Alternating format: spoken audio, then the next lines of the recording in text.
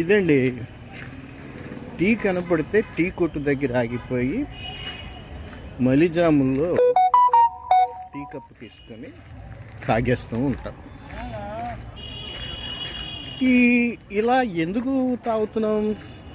ఇదేమన్నా ఒక హ్యాబిటా? ఇదేమన్నా ఒక తప్పైన పని అని అనుకుంటాం. నిజానికి తప్పైన పని కాదు. టీ తాగటం హుషారిచ్చే ఓ కార్యక్రమం. టీలో పోషక విలువలు ఉన్నాయా?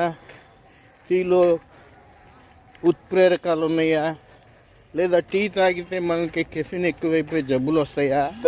ఇవన్నీ మనం ఆ క్షణంలో ఆలోచించాం.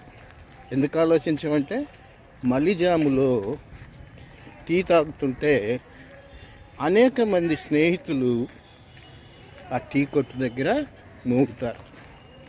టీ కొట్టు దగ్గర మూగినప్పుడు ఇలా మూగటం అనే పదాన్ని గ్యాదరింగ్ అనుకుందాం పోనీ, కొంచెం నాసిరకంగా ఉందంటే అనేక భావోద్వేగాలు వ్యక్తం అవుతాయి.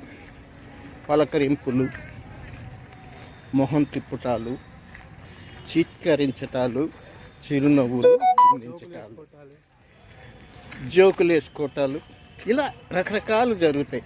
అంటే తరుగుతుందనుకున్నటువంటి వయసుకి మరింత ఉత్తేజాన్ని, ఇంధనాన్ని, చక్కదనాన్ని అందిస్తుంది.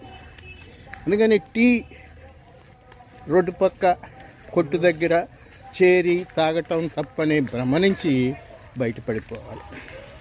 తాగుదాం టీ. ఏది పరిమితికి మించి తీసుకున్నప్పుడు అది ఆహ్వానించదగినటువంటి పానీయమే. ఆ పానీయాలు వద్దండి బాబు,